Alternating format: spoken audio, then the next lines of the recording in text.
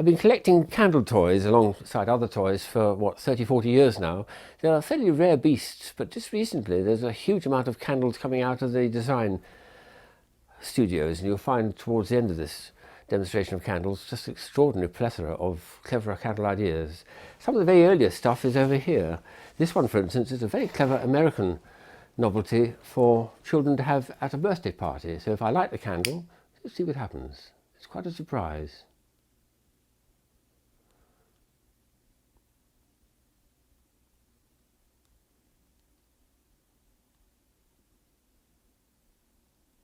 She's a light. Stand back, hang on to your pants, wait for the action. Something's going to happen. The flame is slowly burning down, melting the wax, and there's a washer there which is holding back something. What is it? Big shock coming. Oh, goodness me. And it wishes you happy birthday. There's a big spring inside, you see. Wonderful. Quenches the flame too, which is clever, I think. So a lovely idea there, and of course they have to give you lots and lots of spare wicks. They're all like pipe cleaners, but each has got a little device at the top, a small washer held down by wax. Lovely idea, and at children's parties that's been a great success. Takes a bit of time to reset, but we'll do that again.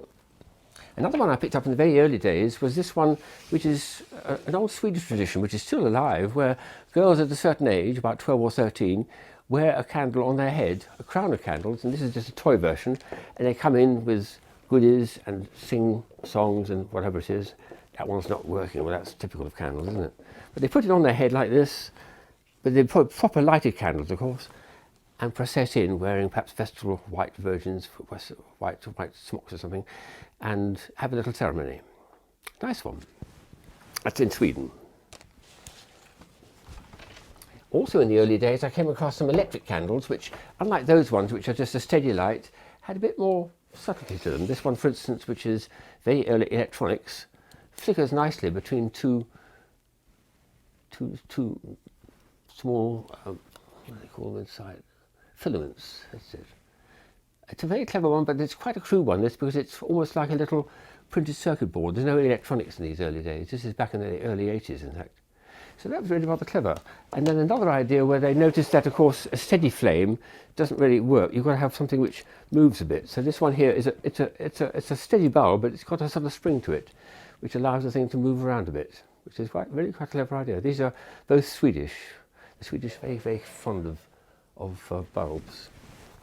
Then another early development in candles was one in which they added music, and this is where chips came in for the first time. So in this candle here there is a chip inside, and there's a little light sensitive diode, and only when you light it will the thing start performing some music.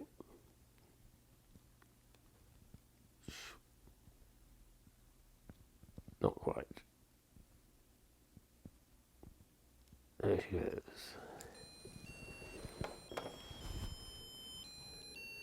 Oh, that well-known tune. So the light is going down the wick, hitting the little diode and activating the small chip. And when you blow it out and put a bit of darkness to it as well, it shuts up. Clever idea. I'll keep it back in the box, very old box, so it doesn't make any more noise. But it works only when it's lit, which is a very nice idea. And over here we've got a wonderful candle which a friend Nick Moore has been selling for about 20 years or more. It's called an Affinity Candle. Try lighting it with this.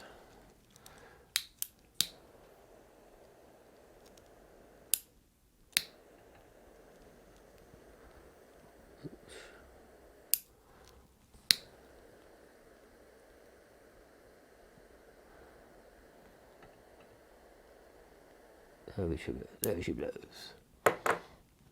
Then you put it in the optical system, which consists of a half mirror at the front and a full mirror at the back. Subtle this. So this is a half silver mirror, but the back one is a normal full mirror. I think I'm going to try a bigger wick actually, because I don't think it's lighting very well. Let's try this one.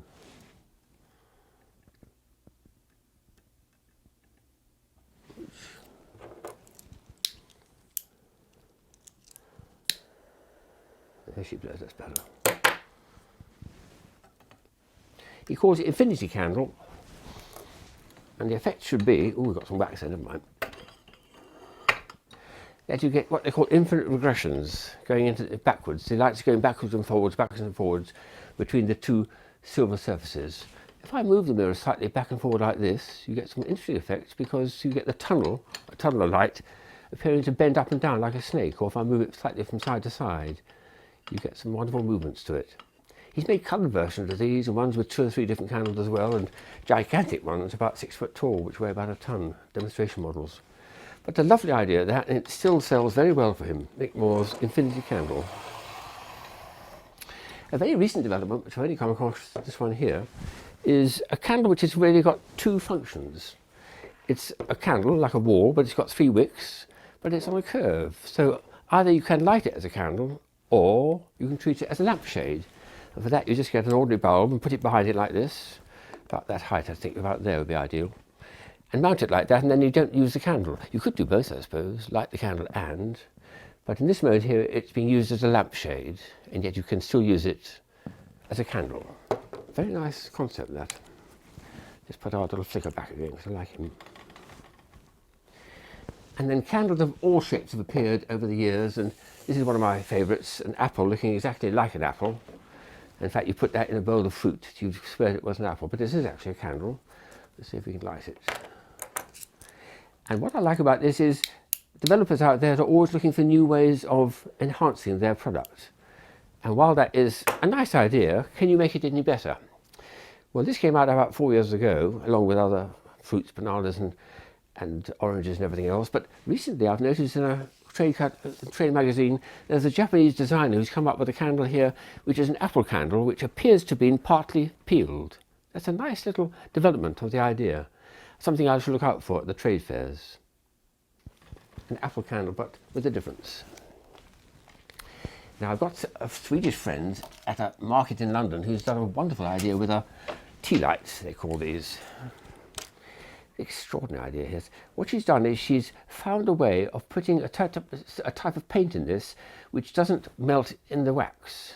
So it's formed a skin on the top, and as the wax melts and is used up and slowly sinks down, the paint forms a skin on the top and sinks down with it, and eventually ends up in the base like that. So this is a full one, and 4 hours later the picture's at the bottom there. You can ask people the misleading question, how did the picture get there? Well, the answer is it floated down there, but they won't believe it.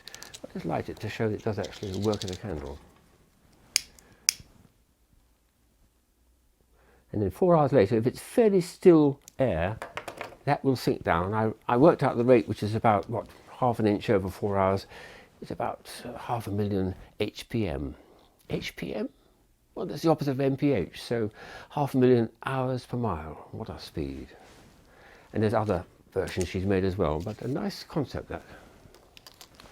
There's also a plethora of candles which are, and these are really in the last 10 years really, shaped like digits, and loads of several which we have on our website, which are shaped like letters of the alphabet. We sell all these ones here on our website. Don't ask, and 40 or something, all this stuff here. They all stick on a birthday cake, and are a little bit of fun for grown-ups to enjoy. There's even a rather charming little one of Roman numerals, which I like. So these are a fairly recent development in the candle field. I didn't see them about 20 years ago. They've all really suddenly appeared. The Germans have come up with a nice idea, which we put in our Christmas pack a couple of years ago. It's a little matchbox, but it's got these 4 little studs on them. There's another one there. What you do is you open it up, you take out a candle, and you take out a match. There's a match there as well, and you need both of them, of course. You place the match, you place the candle in the piece like that, and if you want to have 4 pieces, perhaps for Advent, you can do that, or just for a 4-year-old birthday party, and then you light the candles. This one, I'll just light the one candle. Oops, I'll do it out. Let's do it again. There we are. So up to 4 candles can be placed on this. Light, poor thing, he's running out of fuel. Up to 4 candles can be placed on this very pretty little matchbox, which the Germans have designed. I like that idea very much. Electronic candles still abounding, and this is one that's come out about 8 years ago, and it's just brilliant. Unlike the other flickering one, this is advanced. This is 20 years later. You just turn it on like this, and when you it blows out, and when you, it blows it on again. And look at the flickering effect you're getting due to electronics. And then blow it out again. Very clever idea. I'll leave it on. Blow it on. Exactly like a tea bag. Oh, let's blow it out again. Speed.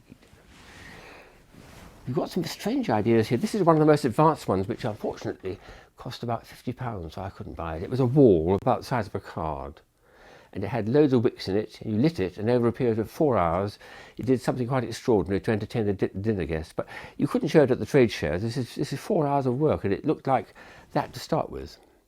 So by way of selling it, they gave you a flick book. This thing here is a flick book, and showed you what happened over a period of about 4 hours, something like this. The candle slowly burnt down, and the wall made all sorts of weird, strange, because it was a very thin bit of wax that was doing it. Lovely idea, but it was about 40 or 50 pounds. I think it was just a bit beyond me. And once it's used, of course, it's used. But a nice way of promoting it too, with a flick book. Then we've got some jokey ones over here, which are this one. I got this very recently. These look like fire hydrants. In fact, they're relighting candles. The candles that don't go out. So it's a double little fire hazard. And you put them into a cake. We've got a cake set up here. You light them, and once they're lit, of course, they won't go out. So we have to douse them in water or something. I like the idea of a fire hydrant candle. Let's have it facing the front. And then and hopefully it'll light again. I'll set another one up so we can have two working side by side. They flicker, they've got some sort of sparkle in it. That one's decided to stay. I'll have another go in a minute. That's right, they sparkle as well. I think that'll light again, yes, the other one's going to think about it. These other candles we put on the table, again, it's a fairly recent development. I came across the early versions of them, and these are coloured flame candles. The flame colour isn't that strong, to be honest. To start with, it can work very well. This one's going to be a nice red colour. This one's a green, I think it is. I can get them to light. And then the last one is a yellow one. In a darkened room, I think they probably work a bit better. This one's going opposite. They should really have the sort of chemicals they have in fireworks. Red for strontium and that sort of thing. But the flame colour is a little bit iffy, I have to say. And they seem to sort of come and go. There are definitely chemicals in these waxes here which should give the actual flame itself a coloration. Another new development which I've only just come across is this one here, where they provide you with a big bag of wax granules. And the idea is you put this into any vessel you like. In this case I put it into a little porcelain vessel, and you have a wick to go with it. There's various wicks, and then you light it, and hopefully the wick slowly burns down to where the wax is, and then that keeps it alight as long as there's some fuel there. And on the stand where they were showing this, they had a lovely idea. They had the vessels themselves were made of lemon, which had all the juice taken out. So just a lemon skin forming a little hemisphere, or an orange, or an apple. It was a lovely idea, that. So that will just gently burn away, and once the wick has reached the wax granules, it'll start eating up the wax granules over a period of several hours, I would think. There are some candle ideas which aren't strictly candles, but I like the ideas. And this one, for instance, is a very bizarre thing which, taken out of context, would be impossible to tell what it does. But now we're talking about candles, so clearly you're going to do something with it. Like, for instance, this one is a candle sharpener. You sharpen the end of the candle, as per the picture, in order to get it to fit more easily into a candle holder. What a strange idea. There's a kind of blade there, and the candle is fairly soft, but a bit of turning and the wax comes out of here, just like sharpening a pencil, and then you have a candle exactly fitted to your own candle holder. And the other end of this is a strange Swedish idea, which is an automatic candle snuffer.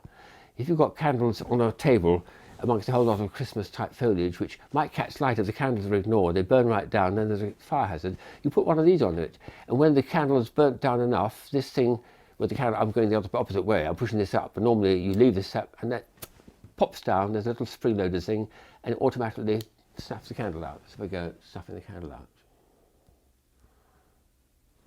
So there's a candle alight, and when it snuffs out, it goes, very simple idea, automatically snuffs out the candle. there's a most beautiful candle here which I've picked up so recently, which is a new type of material. It's actually a kind of gel, so it's a little bit soft and squidgy, totally transparent, so you can do some much more clever design work with something like this. This one shows a little village, perhaps a little English village in wintertime, and it's got a church there and a manor house, and from the chimney of the manor house is a column of smoke. Well, of course, as you can guess, that's not a column of smoke, it's the wick of the candle. And they've bothered to tease out the wick a little bit at the top to make it flare, as if it's the smoke rising up through the cold winter air about 100 foot above the village and starting to disperse a bit as it would. Let's see if I can light this with this. This will burn for a long time because that has got a lot of fuel in it. I suppose at the end of it also you've got a perfectly good, this is a glass tumbler, perfectly good drinking glass to finish with. But what a lovely concept. And I love the artwork of that, it's just delightful. I hadn't realised that you could actually make a candle fuel of totally transparent material, which is what that is. It's just superb. Coming back to things which are not strictly candles, but a bit of fun. This is called a missing area paradox, and it shows, this is a Russian friend of ours, Vladimir Krasnikov, he produced this in 1997, I think it was. It shows 1, 2, 3, 4, 5, 6, 7, 8, 9, 10, 11, 12, 13, 14, 15 candles. And it's a missing area paradox, which means if you shuffle the pieces around and shuffle the pieces around, you'll find that you can't get rid of the bases and the flames because they're too well delineated. But one of the candles here has all but fizzled out. Where's it gone? There's the base, there's the flame, but where's the rest of the body of the candle? Well, there's one or two here are suspiciously long, or longer than they were before, so that's probably the answer. And there's a Japanese version of the same idea, missing area paradox, where we have candles all laid out. In this case, they do actually try to make the flames add to the flames, and when you add pieces together, that's too short, that one. And we've got, in this mode here, we've got 1, 2, 3, 4, 5, 6, 7, 8, 9 candles. And when you shuffle them around a bit, you get all sorts of different numbers. 9, 8, and 7, I think it is. One almost disappears there. Look at that. I don't think that's going to be right. We're going to do this one here. Yes, there's a nice, that one, that's clever. That's a little bit of star there, but in an earlier mode, it was actually one of the candles. 1, 2, 3, 4, 5, 6, 7. It varies the numbers depending on how you're actually placing these pieces. And that's missing area paradox. It's a bit of fun, but it is actually based on candles, so I thought that was a pertinent one. There's a lot of automata candles out there which are things which are powering motion, and perhaps we ought to do a separate video on that of another time because we have a lot of them in our collection. But this is an early one which I came across in my childhood. Although this one doesn't tinkle very nicely, it's still very sweet. It does actually rotate, and it's the hot air rising from the candle which will create a bit of motion to this fan here, to this fan blade at the top. And when that happens, it will make the thing gently turn round. I get that exactly in the right position. There's a whole range of these. This is actually supposed to be an Easter one, I think it is. It's got chickens and Easter time and things, but there we are. So the updraft created by it makes this thing, it's going to turn that way, I think it is, very slowly. I'll give it a bit of a bunch to start it with. There's a lot of these things around which are candles which give a motion to an automata, I suppose. There's a candle over here which is my all-time favourite, I think. I'm going to show it. I think it's the last. Yep. This is a Boogie Magic candle which we have on our website, and it's a 5-second wonder, but it's a very strong 5 seconds. See what happens. If you haven't seen it before, this is a real wonder. You don't need to have a flame for this, fun enough. You just have it burning and you blow it out, and it's just the glow is all you need. Here we go.